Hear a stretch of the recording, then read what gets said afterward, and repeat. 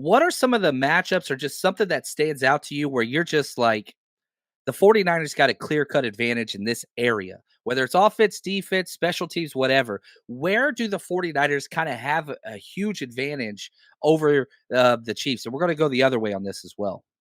Yeah, I mean, offensively, I just think the 49ers have a better run game and they have a better run scheme. I think that's kind of like how I think that's a better way to say it. Even and then the running backs, the players that they use to run the ball. Like the Niners just man, 21 personnel, 22 personnel, like that should be it. And they should be able to run the ball outside. You get two tight ends out there on that left side with Trent Williams. I mean, who's going to be able to stop that? Like, there's not a defense in the world that's gonna be able to stop it, and so, like, I think the Niners need to come out there with that good old run attack, that rush attack that we used to see, when you would just run the ball, run the ball, run the ball, and this is not a slight or a stray at the ability of what Brock Purdy this actually will enable Brock Purdy because now when your team is successfully running a ball, it just opens things up, man. It Yep. opens the field. Teams have to cheat because they gotta play the run. They know the nine. They can't stop the run. It's almost like us. We couldn't stop the run. And so whenever we thought we were going to put in the run defense, then they would throw and we were just off balance even on defense for the past couple of games. And so I would like to see the Chiefs go off balance and Kyle Shanahan needs to throw them off balance by establishing a great running attack. And I think that's where they have the slight advantage. They can run the ball very well, whether it's Christian McCaffrey, Elijah Mitchell, Jordan Mason, they're all powerful runners, whether it's up inside zone, outside zone, it doesn't matter. And this is not to take away from the Chiefs defense, but I think they're really good from the secondary.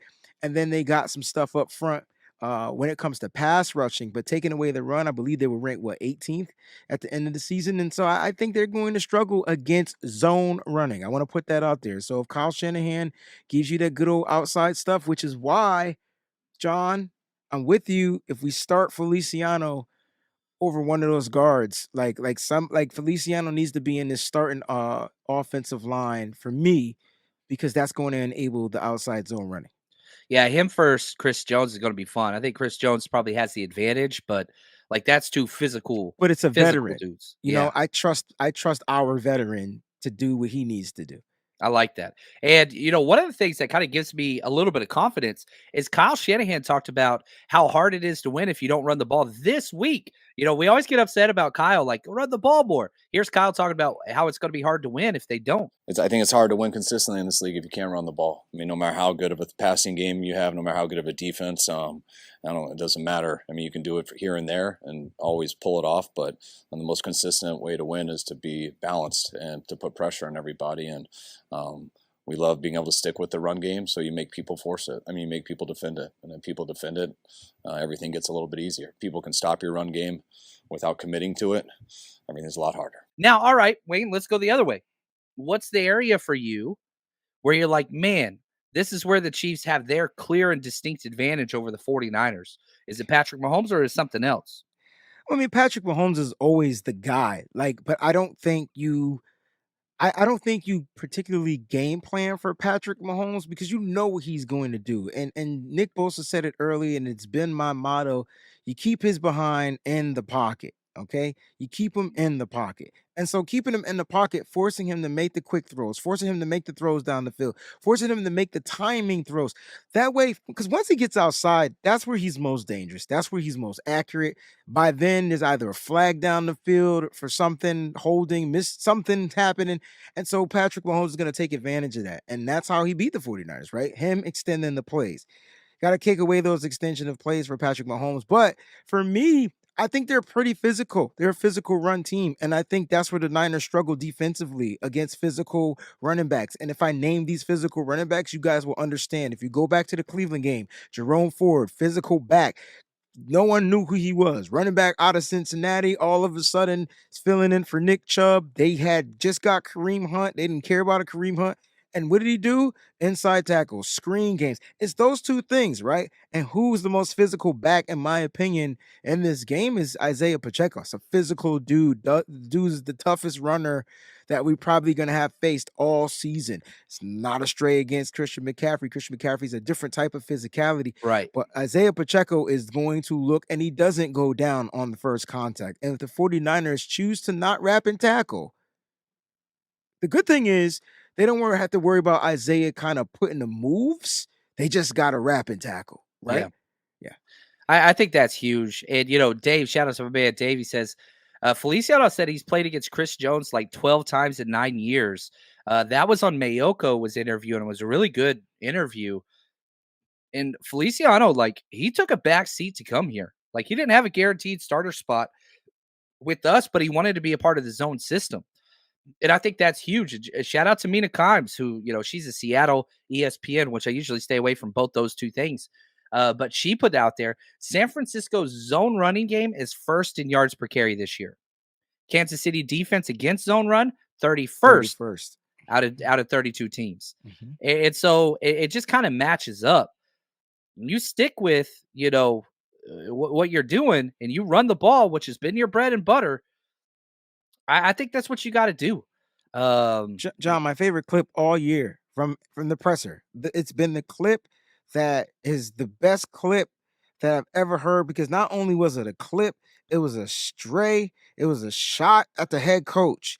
George Kittle came out after that Cleveland Brown game and said, "We need to run the ball. We just need Here, to run the ball." He said, here it is. "Outside, I got it queued up at all times. load it up." And us being a one-dimensional football team isn't very good. Oh, I love it, man. He I ain't mean, wrong. that's what it is. That's what it Yeah. is. And so, like, don't go to being one dimensional. Kyle should know all about that. Every time he has to go one dimensional, his teams lose. I'm sure that the Chiefs are going to put Spagnuolo is going to come out and try to take away the run. He's going to try to force the 49ers to become one dimensional. It may look a little rough. They're going to sell out to stop the run. That's what they're going to do. We've seen Yeah. it for the past couple of weeks in the playoffs. That's what they're going to do. So I don't want people to be like, why are we not running the ball? Why are we not running the ball? Oh, because there's probably 8 or 9 people in the box. So we have to wait. We have to be patient and wait for the adjustment to happen. But if Brock can get a big play or a nice little screen pass out of an 8 in the box, that would take that 8 in the box and make it back to 4 in the box. Like, that's what it's going to do. I like So, that. yeah. I like that. Now, Lee asked this. He says, which individual matchup do you think the 49ers will be the most dominant? You know what? I'm going to stick with it, and I believe in this. The Joe Thuney isn't going to play. Now, it's a long shot. That's Joe Thuney's words. And Andy Reid says doesn't think it's really going to happen. They don't even think he's going to practice this week. The backup is Nick Allegretti. I'm going to say it. I'm going to say Javon Kinlaw versus Nick Allegretti. Last week against the Detroit Lions, they had a backup left guard in, completely dominated Hargrave, start to finish the entire game. But every single time, 99 came in, put that dude all the way in the backfield and just mess things up. So I want that bully mentality. I want that straight up anger, aggression from Kinlaw. And I just want to see him continue to ride this off into free agency and have a great career elsewhere. I don't think the Niners are going to keep him, but that is the one where, like, I watched tape and I'm telling you, Nick Allegretti, he wasn't liking people hitting him in the face. And so, like, that's one matchup that I like. Is there something that stands out to you that you want to see? I know you kind of already went through a couple.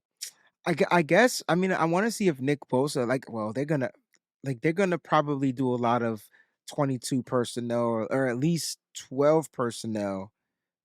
They're gonna have a lot of 2 tight end sets out there, is what I'm trying to say. Now, if they Mhm. go, I don't know. Jerick McKinnon is supposed to be healthy, and so they might go with 2 running backs, but that means they're only gonna have 1 wide receiver out there. And so who would that wide receiver be? Rasheed Rice. Rasheed Rice, and then, Yeah. Travis Kelce will be another passing option. I don't expect Travis Kelce to be in on the blocking, so that's why I said Noah Gray would probably be out there, or Blake Bell if he gets burn, because they're going to try to run the ball. But I want to, or try to chip Nick Bosa. But I feel like Nick Bosa against their left tackle should be pretty damn dominant. So now how he's defended or offended, however you want to look at it, how he's prepped for, we'll have to see if they throw a tight end at him or running back at him. But in one-on-ones, Nick Bosa's getting into the backfield. Yeah, and yeah, we saw it. Yeah, I mean, he turned it on last week. Finally saw it. Like, dude went off. And it seems like every team that plays the 49ers, they chip like crazy. They do 2 tight end sets and bring a slot guy in to slow John, down the edge rushers. I mean, it's 7-on-4. It's 7 guys blocking 4 John, all the time. I was gonna ask you that. I didn't know if it was gonna be me coming up with some crazy conspiracy because that's who I am.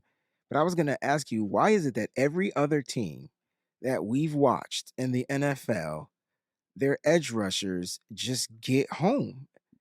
And it's because, say it again. We only commit 4 to blitz. We don't blitz. And we run a very, very simple defense. And so they keep their 2 tight ends or 1 tight end and a back or 1 tight end and a big wide receiver like their Jawan Jennings, and they chip for a count and a half on those edges, and then they release into their routes. I mean, it's on the tape. And Lions, Green Bay, they did the same thing over and over and over and over again. And that's okay as long as the coverage holds up. Well, let me say this. Yeah, we got to do a much better job containing the edges, and it's not really the defensive ends; it's the second level. You know, we're getting too wide where we got to get vertical, and that's the key thing. We had a point of emphasis with that as we watched tape this week, and most importantly, the same thing in practice yesterday, and really work on perimeter run game and doing the things we got to do to make sure we set edges on the defense. So yeah, we'll see. I mean, Andy Reid's a genius, and I can't say more nice things about Mahomes and the production he's put up. You got to make them uncomfortable. You got to keep them in the pocket. Don't let them scramble. And I think that might be one of the things that flip side of that. Look what Brock Purdy's been doing with his feet Mm-hmm. the last 2 weeks. Like Shanahan has protected that dude all season. Remember whenever he quarterback sneaked and got like the concussion? Mm-hmm. Never quarterback snuck with him again until Green Bay. Then he was like throwing the baby bird out of the nest. It's time to go, baby. Can you It's time to go.